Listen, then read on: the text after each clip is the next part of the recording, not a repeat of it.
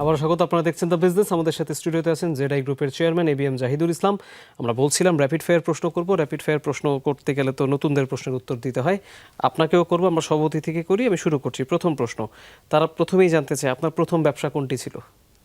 প্রথম ব্যবসায় water purifier, এটা দিয়ে শুরু করেছিলেন? এটা দিয়ে শুরু। দ্বিতীয় প্রশ্ন, আপনার কাছে কি মনে হয় স্থানীয় শিল্পের সবচেয়ে বড় চ্যালেঞ্জ কোনটি? যে কোনো একটিকে যদি আমি বড় করতে বলতি যে এটা সবচেয়ে বেশি ভোগায় আপনাকে।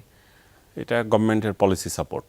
পলিসি সাপোর্ট আপনার কাছে মনে হয় সবচেয়ে বড় চ্যালেঞ্জ। কেন, কি মনে হয় এটা খুব চেঞ্জ হয়? হ্যাঁ, পলিসি চেঞ্জ হচ্ছে, আর পলিসি আসলে ইনভেস্টমেন্ট ফ্রেন্ডলি না। আচ্ছা, ফেয়ার এনাফ। পরের প্রশ্ন, প্রোডাকশন কস্ট বেড়ে গেছে আপনি বলছিলেন, অনেকেই বলেন, এটাকে কি সাময়িক চাপ মনে হচ্ছে নাকি দীর্ঘমেয়াদী বাস্তবতা মনে হচ্ছে? এটা আমার কাছে মনে হচ্ছে যে এটা মানে সাময়িক না, এটা আমাদেরকে আরও দীর্ঘ সময় যেতে হবে। কারণ র মেটেরিয়ালসের যে প্রাইস বাড়তেছে, শিপিং কস্ট বাড়তেছে, এটা খুব সাময়িক, এটা কমবে বলে আমার মনে হচ্ছে না। ওকে, তার মানে তো প্রোডাক্টের দামও বেড়ে যাবে সেই ক্ষেত্রে। বাড়বে। পরের প্রশ্ন, কাঁচা মাল নিয়ে সবচেয়ে বড় ঝুঁকি কোথায়? 4 নম্বর প্রশ্ন। কাঁচামাল নিয়ে যেটা হচ্ছে যে সোর্সিং, কাঁচামালের সোর্সিং। কারণ এই মুহূর্তে যে ইরান যুদ্ধ, সেটা হচ্ছে যে এই প্লাস্টিক র মেটেরিয়ালসটা মিডল ইস্ট ভিত্তিক, এবং জ্বালানিরও একটা বড় সোর্স মিডল ইস্ট। এই সাপ্লাই চেন তো ইন্টারাপ্ট হয়েছে, আমরা বিকল্প সাপ্লাই চেন ডেভেলপ করতেছি, ইটস চ্যালেঞ্জিং। ওকে, পরের প্রশ্ন 5 নম্বর, দক্ষ কর্মী ধরে রাখার চ্যালেঞ্জ কি? যারা দক্ষ আপনার কোম্পানিতে, তাদেরকে ধরে রাখতে গেলে কোন চ্যালেঞ্জ সবচেয়ে বেশি ফিল করতে হয়? আসলে যে কোনো অর্গানাইজেশনের জন্য দক্ষ কর্মী সবচেয়ে গুরুত্বপূর্ণ। এখানে যেটা হচ্ছে আমাদের ইয়াং জেনারেশনের মধ্যে খুব দ্রুত একটা চেঞ্জ, তাদের কি বলা যায় যে নিজেকে গেন খুব দ্রুত হতে হবে, এই একটা মেন্টালিটির মধ্যে কাজ করতেছে। এইটা আমার কাছে বড় চ্যালেঞ্জের জন্য আমাদের ভিতরে পেশেন্ট একটু কম। বারবার চাকরি চেঞ্জ করতে চায় নাকি বেতন বেশি চায়? চাকরি চেঞ্জ করতে চাই, বারবার চাকরি চেঞ্জ জাম দিতে চাই তারা। আচ্ছা, 6 নম্বর প্রশ্ন, নতুন প্রজন্মের যারা কর্মী, আপনার কলিগ, হ্যাঁ, তাদের কোন দিকটি আপনার ভালো লাগে আর কোনটি লাগে না? এটা ভালো লাগে হচ্ছে যে তারা অনেক বেশি, আগের থেকে অনেক বেশি সচেতন, ক্যারিয়ার নিয়ে অনেক কিছু তারা একটু ভাবে।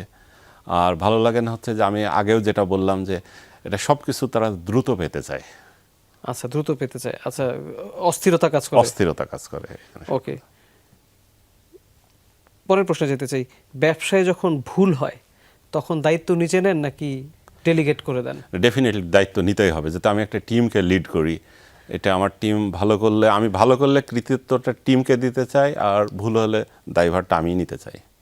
এরকম ফিলোসফি সাধারণত এখন দেখা যায় না, এটা খুব ভালো স্ট্র্যাটেজি আপনার। পরের প্রশ্ন 8 নম্বর, কোনো কোম্পানি দীর্ঘমেয়াদে সফল হলে, ধরেন অনেক দিন ধরে সে সফল, তখন আসলে তার কি করা উচিত? তার এই আগ্রাসী গ্রোথকে কিছুটা কন্ট্রোলের দিকে যাওয়া উচিত, নাকি তার বিজনেস বড় করার ক্ষেত্রে আরেকটু কন্ট্রোল থাকা উচিত? আমি মনে করি বিজনেস বড় করার ক্ষেত্রে আরো একটু কন্ট্রোল থাকা উচিত। কারণ অনেক বেশি সে সামনে এগিয়ে গেলে কি ধাক্কা খেতে পারে বলে মনে হয়? ধাক্কা খেতে পারে। কেন এরকম মনে হয়? এটা আসলে আপনি আপনার গ্লোবালি যদি কেস স্টাডি করেন, অনেক সাকসেসফুল কোম্পানি, এটা দেখবেন যে কোম্পানির একটা প্রোডাক্ট লাইফ সাইকেল থাকে, এটা কোম্পানিরও লাইফ সাইকেল থাকে। এটা আসলে গ্রোথটা তো এভাবে কন্টিনিউয়াস আপনি এক্সপেক্ট করতে পারেন না। সবসময় কোথাও না কোথাও গেলে মানে নিজেকে একটু কন্ট্রোল করতে হবে। হ্যাঁ। ওকে, ফেয়ার এনাফ। পরের দিকে যেতে চাই, 9 নম্বর প্রশ্ন, আপনি কোনটি থেকে বেশি শিখেছেন? আপনার ভালো সময় থেকে নাকি খারাপ সময় থেকে? খারাপ সময় থেকে। কেন? কারণ আসলে স্ট্রাগল এমন একটা জিনিস, স্ট্রাগল মানুষকে রিয়েলাইজ করতে শেখায়। আপনি যখন আপনার ভালো সময় থাকবেন, আপনি অনেক কিছু বুঝতে পারবেন না, যে রিয়েল সিচুয়েশন, রিয়েলিটি। কিন্তু খারাপ সময় আপনাকে রিয়েল মানুষ, রিয়েল ডিসিশন, অনেক কিছু নেওয়ার ক্ষেত্রে আপনাকে হেল্প করে। অর্থাৎ মানুষের খারাপ সময় থেকে বেশি শিক্ষা নেওয়া উচিত, আপনি সেটা বলছেন। Exactly. ওকে, 10 নম্বর প্রশ্ন, একেবারেই একটা হাইপোথেটিক্যাল সিচুয়েশন। ধরুন 1 বছরের মধ্যে গ্যাস ও বিদ্যুতের খরচ অনেক বেড়ে গেল বা দ্বিগুণ হয়ে গেল, কিন্তু আপনি পণ্যের দাম চাইলেও বাড়াতে পারছেন না, তখন আপনার বিজনেস স্ট্র্যাটেজি কি হবে?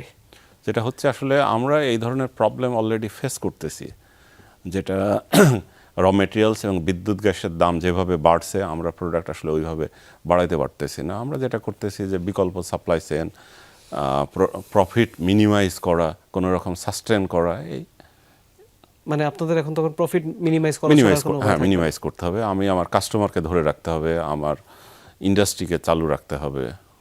ওকে, ফেয়ার এনাফ। ওকে, আমরা র্যাপিড ফায়ারের অংশটি শেষ করলাম। আশা করি যাদের যে উত্তর দরকার তারা সেটি পেয়ে গিয়েছে।